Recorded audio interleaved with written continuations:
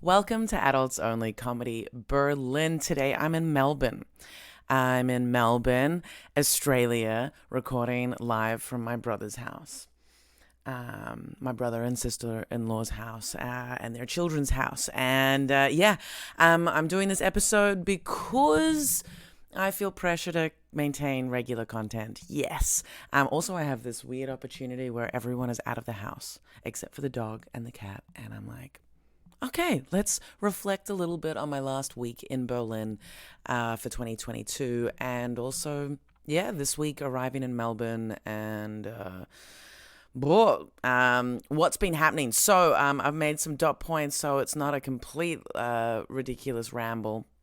It still will be though. Maintain low expectations. But basically, I was feeling kind of like, wow, what actually happened in the last few weeks in Berlin? It was like I was so overwhelmed with busyness, and I wasn't sure what it was that made it so hazy. But yeah, I was looking at my calendar and I was like, Jesus, yeah, I had 3 Christmas parties in a row. And it was really nice being a part of these German Christmas parties where they, cooked really nice German food and really wholesome. Well, it went from like wholesome to then the next party being a karaoke party, which was less wholesome but still lovely, and then the last party being like till 9 a.m. Bender. And but that was still great as well. And then from there, I was also in Hamburg the week before. I've also been, there was a lot of stuff going on. And at first, I was getting worried that it was because my consumption of alcohol and other things was so relaxed that's why it felt like a blur. But no, it was really just like, anyway, I'm justifying myself. I am meditating and devising my plans for 2023, and I'm looking at doing a year again of no alcohol. Other drugs, I'll be open to, but really, I'm thinking 2023, no alcohol, with the prospect of continuing that moving forward. I just feel like I've got so much to do, and alcohol is really the only thing that ever compromises my immune system. And I'm 36, so I want to not be compromising any of my ability to do anything, because it's not just like this time ticking bomb of produce and be part of the capitalist machine. But I feel like, okay, but I want to be able to do everything I want to do. I feel like if alcohol is the only thing that really limits me, then why on earth engage with it? And then on top of that, so on my way over to Australia, I watched the George Carlin miniseries. That was really good, and as much as I can relate to a lot of his drug relationships. I also, it was really inspiring to watch it, because I feel like what alcohol for me does a little bit, I still think I write and I still think I feel things and I still process things. But I remember in 2020 when I wasn't engaging in any drugs, the intensity of feelings that I had around anything, like whether it was positive or negative, was immense. Really intense. And the thing is with alcohol, I think it's this really quick way to kind of just smooth the edges around anything that you're feeling and just distract yourself a little bit. But really smoothing the edges. And I feel like if I remove that ability to smooth the edges around my feelings, or even just to distract myself, then my clarity around what I'm wanting to write and what I'm wanting to do is going to be so crisp. So I'm looking for crisp clarity. Okay, so anyway, the year wrapped up. Okay, I'll tell you a little bit about my journey to Australia, because everyone loves a frustrated travel story. Not. But basically, I went to Frankfurt with all of my shit to move to Australia, to travel to Australia with, and I had a show in Frankfurt, and that's why we organized for me to fly out from Frankfurt. Anyway, most amazing journey from Berlin Hauptbahnhof. So I left Thursday morning at 10 a.m. to be there nice and early for my train. I was there nice and early, like 20 minutes early, coffee. Then the train naturally gets delayed and then delayed. This is Flix train, by the way, who I've only had decent experiences with so far. That said, only traveled with them twice. But delayed, normal train stuff. And then when it's like 15 minutes past its time of expected, original scheduled arrival and departure, it just disappears from all of the arrival boards and departure boards. Like nothing anywhere in the main station of Berlin says that this train exists anymore. And online also. And it remains like that for like half an hour. This train has just disappeared and we can get no information. And so I quickly hustle and buy a Deutsche Bahn train. There's 3 that'll get me there in time. All the tickets are selling fast. The internet's shaky, and managed to book it. And then, okay, and so all of this is happening in the very weather exposed, climate exposed setting of Berlin Hauptbahnhof, and it's like -7 degrees, and on my phone, so my hands have been exposed, and yeah, I am shaking with cold, and it's dramatic. It was really, I was in pain, really in pain, and I think I've got a pretty high tolerance for pain, But yeah, so anyway, I huddled in a bookstore till my hands were able to move without pain again. I've still got dry patches and cuts from, I feel like that hour. Hustling between these trains and getting there. Okay, then the next train that I booked, the Deutsche Bahn, is also 20 minutes late. So I end up being exposed outside for and not moving around much for, anyway, it was for over an hour, and it was very painful. And then this train continues to be delayed. I was supposed to get into Frankfurt nice and easily for my show and end up being 3 hours late, rushing to my hotel to have a shower, which, also my shower has been broken at home. So I've only been able to have this hot water and this dripping style pressure, there's no pressure. And so I hadn't showered that morning because I was I've got 3 hours before my show when I arrive in Frankfurt to have a shower and wash my hair. Yeah, I managed to have a shower before my show, but still pretty scungy feeling. And anyway, it was great being in Frankfurt. The show was lovely. Shout out to the producers in Frankfurt that are doing a great job. It was a really lovely show. I think it's English comedy in Frankfurt, and Abby and Renee, and it was at Theater Alte Brücke, and really lovely. Check out Frankfurt, guys. It was beautiful, really. And then the next day, off to Frankfurt Airport to head off to London to then get to Singapore, and and then there was this police disturbance at Frankfurt Airport, so ended up waiting to get through security for an hour and a half. Now the thing is, on the trains to Frankfurt, and then, going to Frankfurt Airport and all of this stuff. I've been reading the book by Primo Levi called If This Is a Man, and it's about his experience in Auschwitz, which was really helping me get some perspective on the whole thing. It was weirdly consoling. And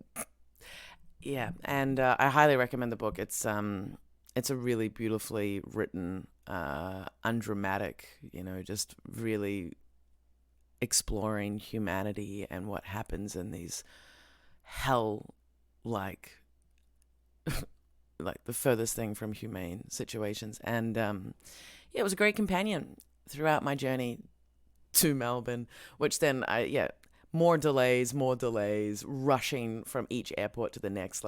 Got into London, had to rush between terminals to get my flight to Singapore. 2 hours into my flight to Singapore, boom, get my period 5 days early. Yeah, awesome. By the way, ask the flight attendants if there were some Qantas tampons. She was like, "Oh, no, we don't have any tampons, or I personally have some pads that I can give you." All right, Qantas, I am contributing money to the flight that I took. Thank you to my parents, but the cost of these flights, they provide you with a toothbrush, they provide you with an eye mask, they provide you with earplugs. They don't have tampons. What the fuck? It was a 13-hour flight. I had one tampon, which was great, but I got my period when I had 10 hours of the flight left, so I waited. Luckily, randomly, I was wearing period pants. Because like if you're on a 12-hour flight and you're having like a 24-hour journey, there's nothing bad about being prepared by wearing some underwear that have a natural like smell absorption and moisture absorption qualities. So I was already wearing period pants, which was great, but it was like, okay, if I want to safely use this one tampon that I have and make it to get to Singapore without getting toxic shock syndrome, it was like, okay, well, I'll wait 2 hours, and just sort of like let myself bleed for a bit before I put the tampon in, so that when I get out in Singapore, hopefully I can find someone that's got a tampon and replace it. Oh, the joys of being a woman. So anyway, managed to, thankfully, when I get in to Singapore, there's a pharmacy right outside the gate that I arrive in. But then, get the tampons and have to rush to the next gate, which is like a 20-minute, run. Anyway, guys, enough of travel complaints. That was my story. Got into Melbourne. It's magnificent. Blue skies, so warm, above 25 degrees, around 27 degrees. Managed to get sunburnt my first day. Yeehaw. And already feeling like, went out last night and, oh man, Melbourne, man, Australians, like I love it, but there's this, I don't know if you guys go back to your hometowns and feel the same way. I think it's a classic thing of just, I don't know, I feel so less comfortable being myself here. And I guess it's my shit. Like, it's just me that's got, like, it's nothing that anybody's doing. It's me feeling restricted because of my memories and my my history here. And I left the house for the first time to buy a SIM card at the local shopping center, and as I'm walking down the roads, I'm feeling this like heavy, thick fear of just that, like, my ex-husband could drive past and see me. Not even that I'm going to see him. And then I went out and met up with a couple of friends last night, and just when I'm with people, I'm distracted, which is cool, and I'm distracted from that, and I'm present with them, and so I'm not thinking about the people that I don't want to see. There aren't that many people I don't want to see. It's just, I feel like, I guess I left Australia with a lot of, I guess, untied ends. And it's, it's like, I don't know, there's a weight that those untied loose ends hold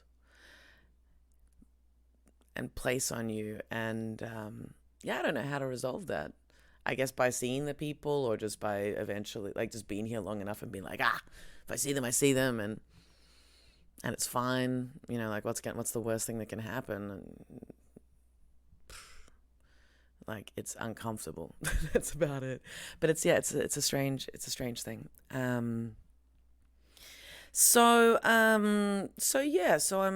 did my year in review, did all my numbers, and I'm pretty happy with I guess what I've achieved this year, and I'll do some kind of fucking social media post or whatever. But it's crazy, the time difference here. It's like I actually sleep through the entire day in Berlin. So I go to bed at it's 8 a.m. in Berlin, and I wake up and it's 11 p.m. in Berlin. And so it's like social media posting. It's like, I guess I can't do anything. So I'm gonna start making myself wake up at or make sure I stay up until 1 a.m. so I can post stuff. Yay! But yeah, I'm not sure if there's anything else I really want to talk about. That's already been 15 minutes. That's pretty. That's 15 minutes, I guess. I made some other notes, but that's really it. Like, I'm not going to be doing many shows here. It seems like everything in Melbourne shuts down.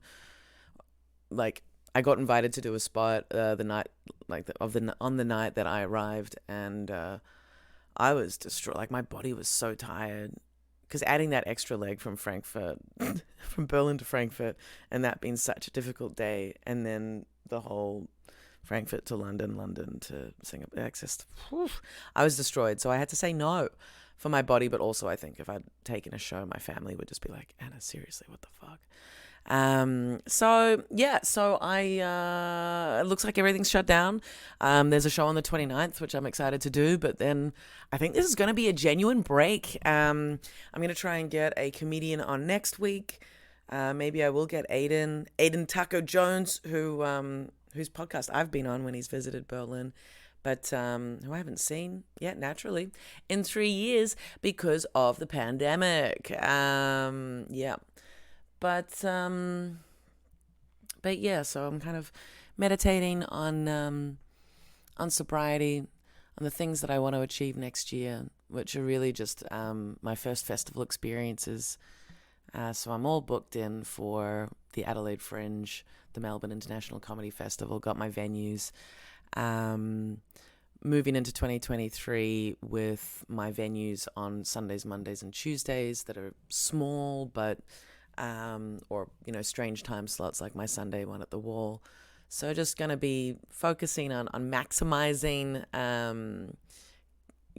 audiences for those 3 nights.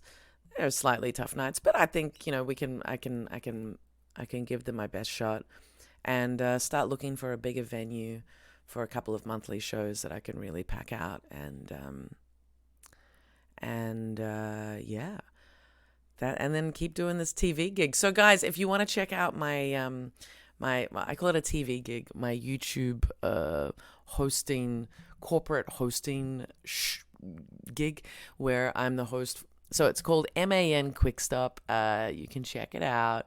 They just put up the Christmas episode. But the first episode is with me interviewing players from FC Bayern and checking out the FC Bayern team bus, and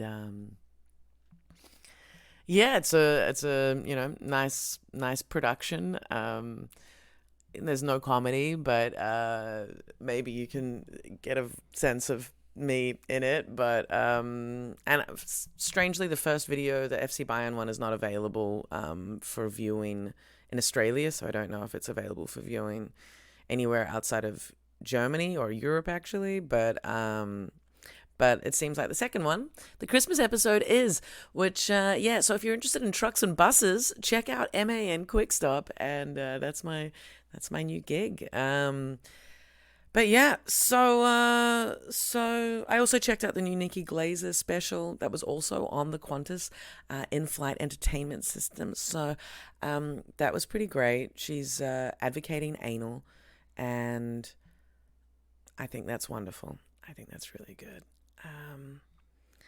It was a funny recording. I didn't. I wonder how happy she is with it, because the audience. I don't know if the audience needed to sound louder or what, but yeah, check it out. The good old filth. Good. I forget what it's called. The yellow. She's all yellow in it. I feel like this is a really odd recording. I feel really odd. I'm like sweating and I don't feel like there's been really a whole lot in here, guys. But anyway, it's content, guys, and an update, and wanting to send my love to everybody in Berlin, and I'm already missing the scene a little bit, but I do need this break. I haven't really stopped for, like, even when I went to France. Okay, so I haven't gone into detail around my breakup much, because I'm pretty sure my ex is listening. Ugh. Um, but um, but yeah, even when I went to Paris in November for like little holiday, that wasn't a holiday because that was really going through a breakup, and it was really great doing the shows in Paris. I had a ball in Paris. Like I want to be going back to Paris regularly, mainly because I love Paris. Bruno Mazzini has a little bit where he talks about colony money well spent. Well, my fucking God, yeah. The French did amazingly well in Africa, and you can see it in Paris. Oh my God, it's so beautiful. But anyway, my point is that wasn't much of a holiday. I wouldn't call that a holiday at all. Having like the man that you've just had like a horrible experience with that's shattered your trust in him. Being on holiday with him and trying to repair it. Like often like turning over to look at him and catching him just staring at you with like tears in his eyes, and it's like, oh fuck. Kind of intensely emotional, and feeling like even though I was the one that was kind of trying to recover from this traumatic interaction that we'd had where he'd yelled at me in public and like grabbed me, that had happened a week and a half before we went to Paris together for our anniversary. Like even though I was the one that was accosted in that situation and had their trust broken, I was still kind of managing his feelings the whole time in Paris and managing his, like him being upset that we weren't good. It's just like, what the fuck? Seriously, man. Oh, so happy. It's just like, so happy to be out of that and so happy to not be in a relationship that's,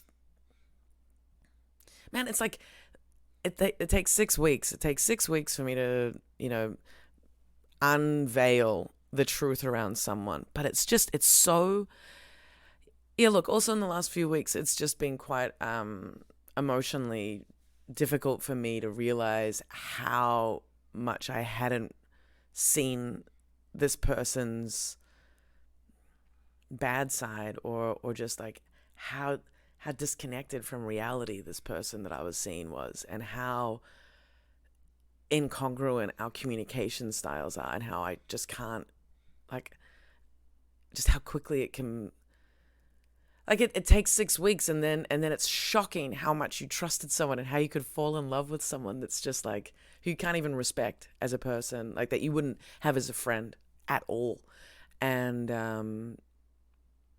then the shame around how much you hadn't seen what this person really is like. Like that's what I've been dealing with, and I've been dealing with the last few weeks of just like, I can't believe I didn't see that.